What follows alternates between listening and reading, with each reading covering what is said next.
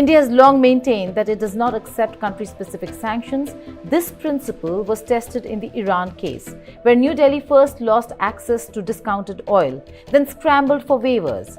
And then it secured an exception for the Chabahar port, only to eventually stop importing Iranian crude under relentless US pressure. The irony was striking. India kept saying it would not bow, but the reality of energy security and diplomatic costs forced a retreat. Now the same cycle looms, but with far higher stakes. Unlike Iran, where oil was the main factor, India's ties with Russia cut to the bone of its military and energy security. 60 to 70% of India's hardware comes from Moscow, fighter jets, submarines, and the coveted S-400s. On top of that, Russia has emerged as one of India's top oil suppliers, accounting for more than a third of crude imports. This is no side deal. This is the core. How can India simply walk away? In August 2025, Trump escalated the war of nerves with one of the harshest economic moves against India in modern memory, a sweeping 25% tariff on Indian exports. Later, doubled to 50%, specifically citing Russian oil imports, was unleashed. For a country whose economic planners depend heavily on US markets, this was a gut punch. Nearly 70% of India's exports to America are suddenly at risk, and the ripple effect is enormous, from farmers to IT firms to small manufacturers.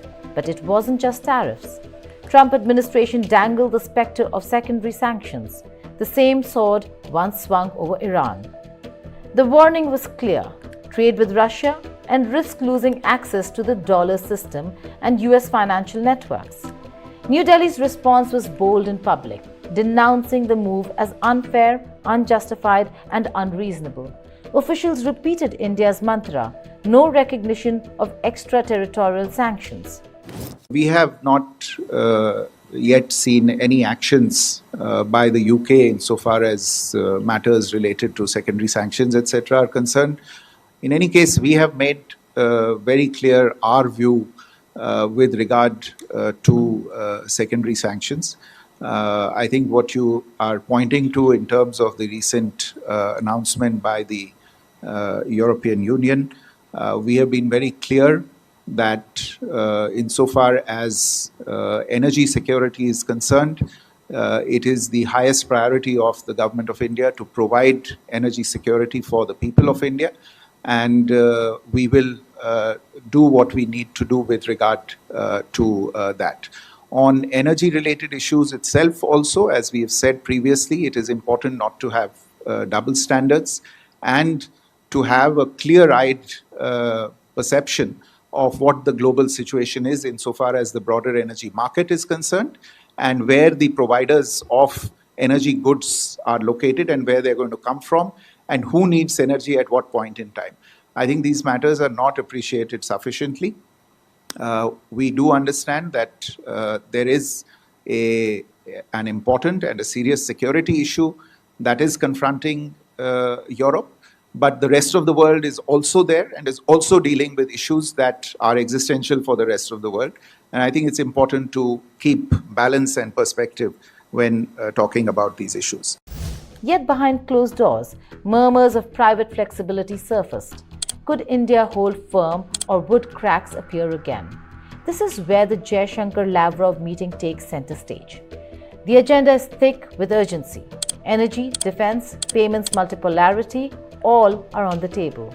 With Trump tightening the screws, India and Russia are working overtime on payment systems, rupee-ruble trade, non-dollar settlements, mechanisms to bypass US financial choke points. When it comes to our procurement of oil from Russia, we have to bear in mind that there were certain market conditions which were created. At that point of time, in fact, USA also encouraged India to source oil from Russia, and some of the finished products after processing of crude oil was willingly bought by European countries. So in fact, we helped in maintaining stability in global oil market. The US position had changed now. There is pressure on us. we are dealing with the situation, but as Prime Minister has mentioned, we will not sacrifice certain key interests we have in trade negotiations, for instance, interests of farmers, of our dairy industry. When it comes to procurement of oil, again, this is not something there will be a knee-jerk reaction from India in terms of suspending procurement. As it is, the premium available on Russian origin oil discount which is given is much less now. There might be market factors guiding us to reduce procurement. I don't know. But I would not like to use language like defiant. But basically, we need to ensure our interests. For Moscow, the stakes are just as high. Deputy Chief of Mission of Russia in New Delhi, Roman Babushkin, has already offered India a lifeline. If the Indian goods are facing difficulties entering the US market, the Russian market would welcome Indian imports to the most extent possible. So don't worry about that. So as far as energy is concerned, indeed, we see that actually that would be quite detrimental to the global economic stability and energy security. As we discussed before, Russia is the largest producer of oil. India is the largest consumer.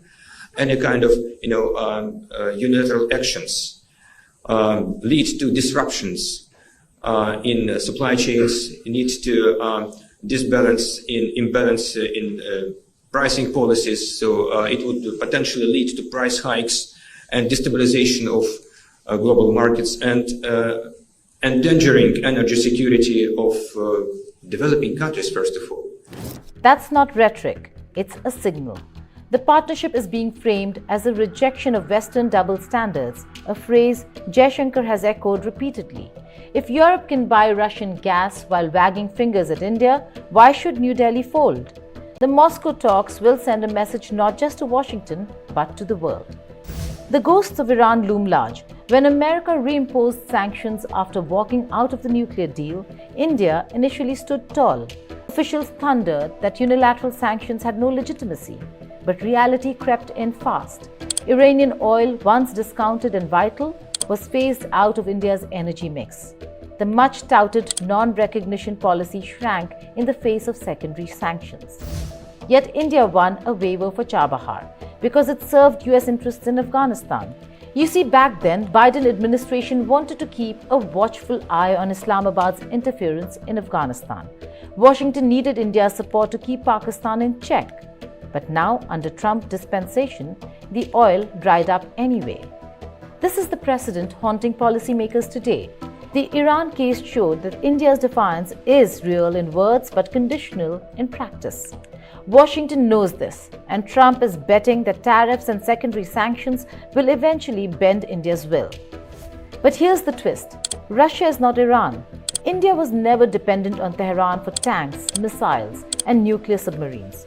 With Moscow, the dependency is structural. Will India risk national security for American approval or gamble on a deeper rift with Washington?